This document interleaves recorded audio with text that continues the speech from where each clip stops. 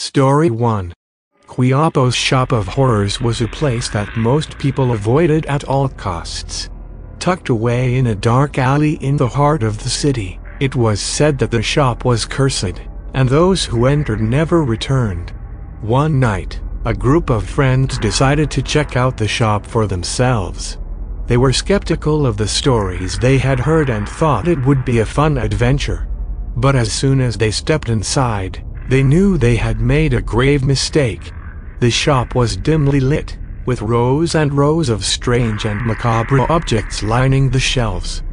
There were dolls with missing eyes, taxidermy animals that looked like they were still alive, and antique medical equipment that seemed to be stained with blood. The shop owner, an old woman with a crooked smile, greeted them warmly and invited them to look around. But as they examined the items in the shop, they began to feel a sense of unease. It was as if the objects were watching them, waiting for them to make a move. Suddenly, one of the friends noticed a door in the back of the shop. It was slightly ajar, and a strange glow emanated from the crack. Without thinking, they pushed open the door and stepped inside.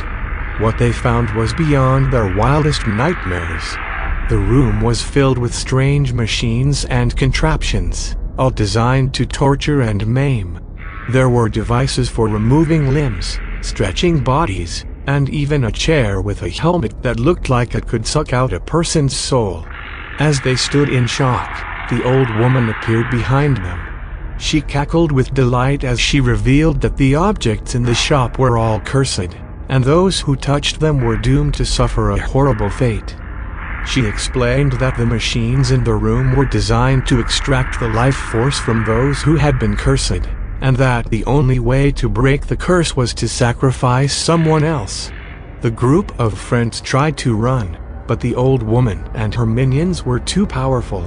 One by one, they were captured and strapped into the machines, their screams echoing throughout the shop. As the old woman drained their life force, she cackled with glee, knowing that she had gained another victim for her collection. And so, the legend of Quiapo's Shop of Horrors continued, a warning to all those who dared to seek out its cursed objects.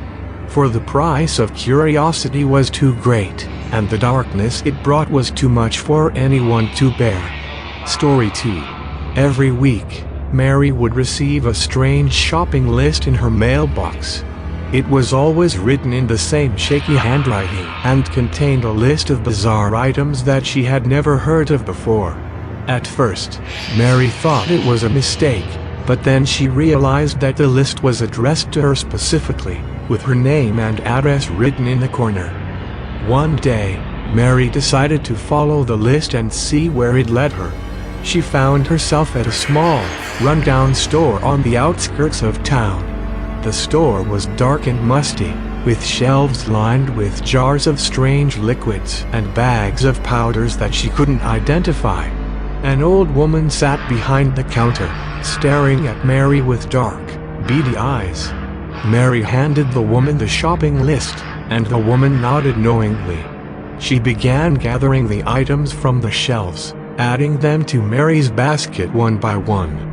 As the woman handed Mary the last item on the list, she leaned in close and whispered, "Be careful what you wish for."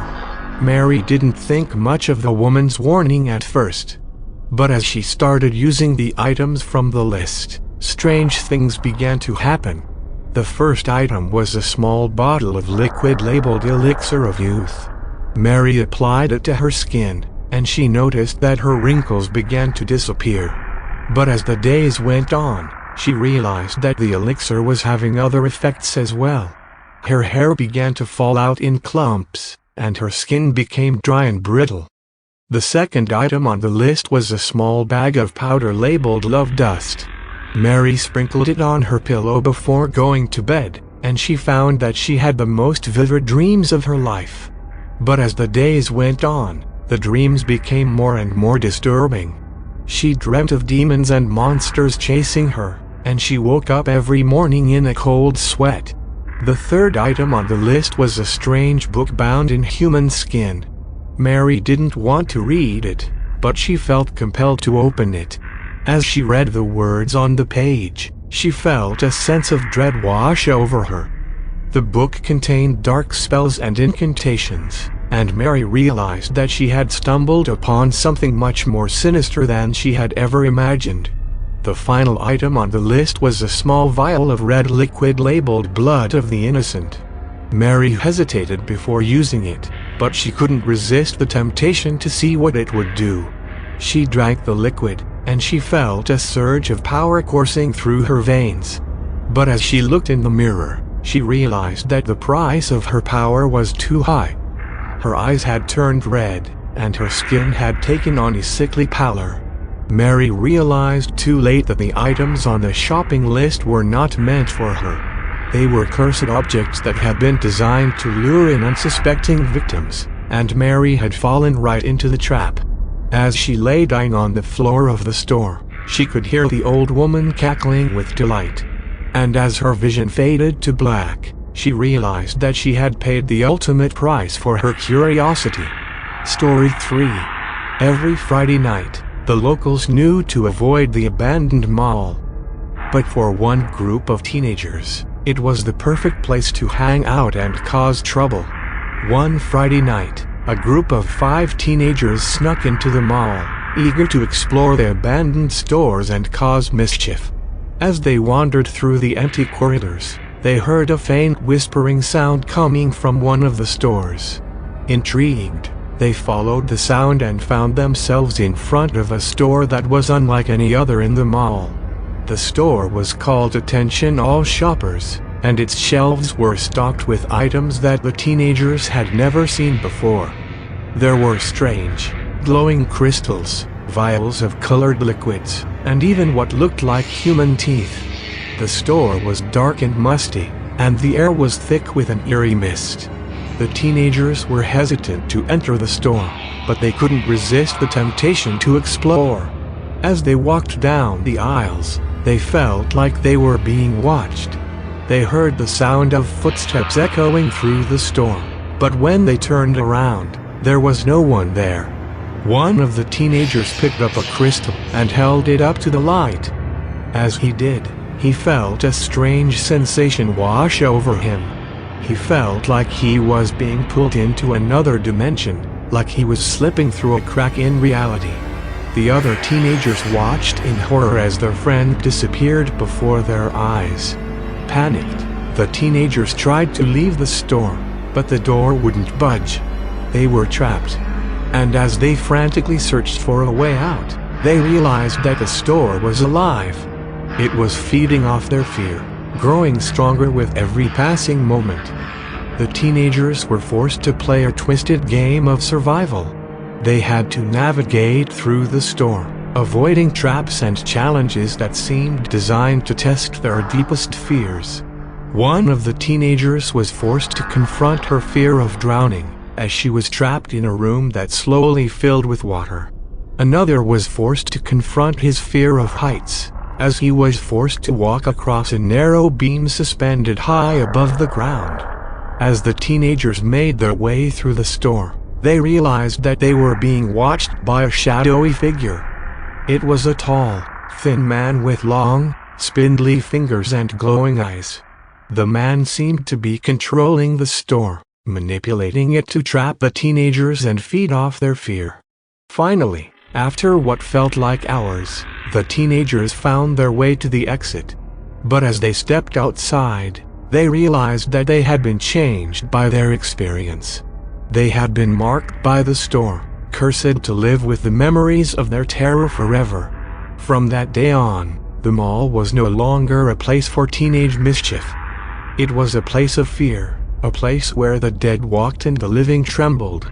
And as the years passed, the legend of Attention All Shoppers grew, passed down from generation to generation as a warning to those who would dare to enter the abandoned mall after dark.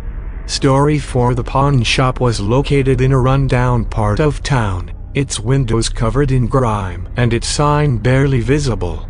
It was the kind of place that most people would avoid, but for one man named David, it was the perfect place to find a unique gift for his wife's birthday.